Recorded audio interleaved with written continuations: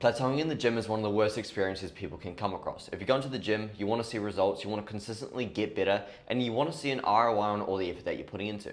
However, there is a situation where a lot of people, they tend to go into the gym and they plateau or they just don't see any progress at all. And it doesn't happen for no reason whatsoever. See, for me, my name is Teodor Rise. I've been training for 5.5 years.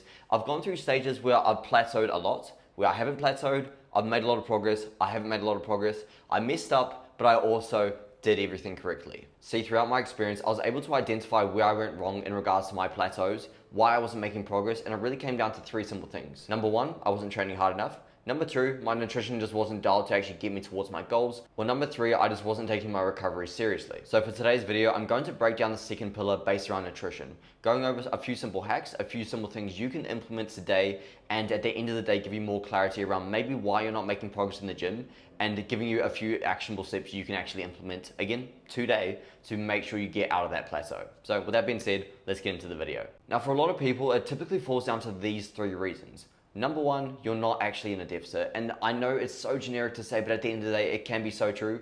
People don't take into account condiments, they don't take into account oils, they don't take into account how many calories they might actually be consuming. And when it comes down to fat loss plateaus and actually wanting to consistently lose body fat, they just don't take into account all the calories they may actually be consuming, and it's demotivating. It's really hard. And at the end of the day, it really demotivates them to not continue trying. Reason number 2 is your maintenance isn't actually what you think it is. See, with your maintenance and a calorie deficit, it will gradually go down. Your body's metabolism starts to slow a little bit because you're consistently in a deficit, and this is just how the body operates. Now, to actually match that, you need to consistently drop your calories over a certain time frame to match the fact that your metabolism is dropping.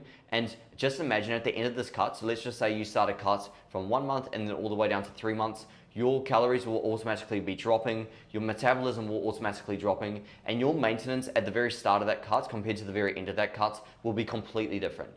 And that's something that not a lot of people actually take into consideration.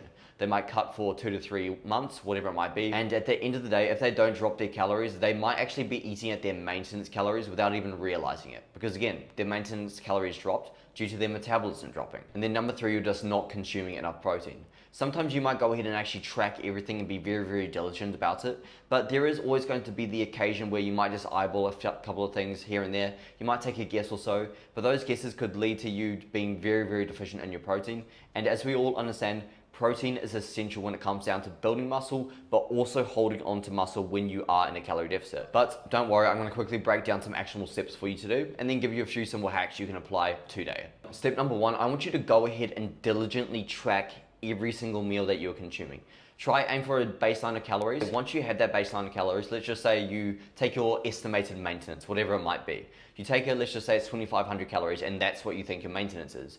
I want you to go ahead and diligently track everything for 2 weeks consistently, and make sure that you're continuously eating 2,500 calories. Now, this will showcase 2 things: if you were in a deficit or if you weren't. If your weight continuously goes up while you're eating at those 2,500 calories, this will showcase what your maintenance calories really is. So if it goes up, that just means 2,500 calories is too much. But if it goes down, then that just means that you're not eating enough. However, if it stays the same, then that just showcases that 2,500 calories is your maintenance. Now, for the next step, you can go ahead and take that new maintenance. So let's just say your maintenance after that 2-week period was 2,500 calories. You're going to subtract 200 to 300 calories from that new maintenance and go into a deficit. This is going to allow you to actually try get into a deficit, get over any fat loss plateaus, but do it in an astute and calculated way. And then finally, for a third actionable step, here's what you can do.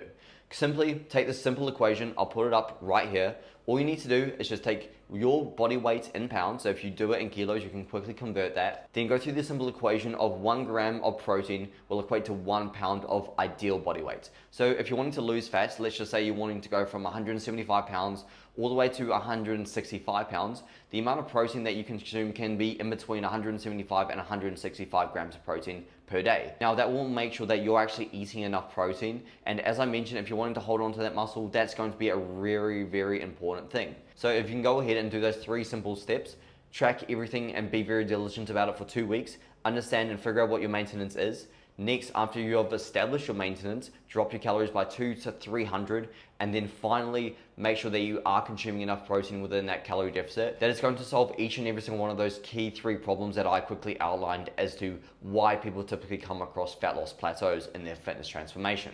Now, just to close off, one of the biggest things I talk about on this channel is just understanding that getting lean or getting to a position that you want to get to, getting over plateaus and continuously making progress, sometimes is a very, very simple fix, but that doesn't mean it's easy. Now, at the end of the day, I want to make sure that I give you guys all the tools you need, whether it's through my one-to-one coaching. So if you want to apply for that, where you can have direct one-to-one help with me, then by all means, I'll put a link in the description below where you can apply for that. However, with this YouTube channel, I'm trying to give as much free value as I can. So again, make the process as simple as possible. But again, getting in shape, losing body fat, putting on muscle, it's never going to be an easy process. And I just want everyone to fully understand that. So hopefully this YouTube video gave you guys some direction on what you can be doing in regards to your situation to get over any fat loss plateaus purely by just changing a few of the things that you're eating or a few of the essential habits that you have. So at the end of the day, you can get towards your fat loss or muscle building goals a little bit quicker. But with that being said, hit the subscribe button, and honestly, thank you guys so much for the love and support over the last couple of videos, and I'll see you in the next one. Peace.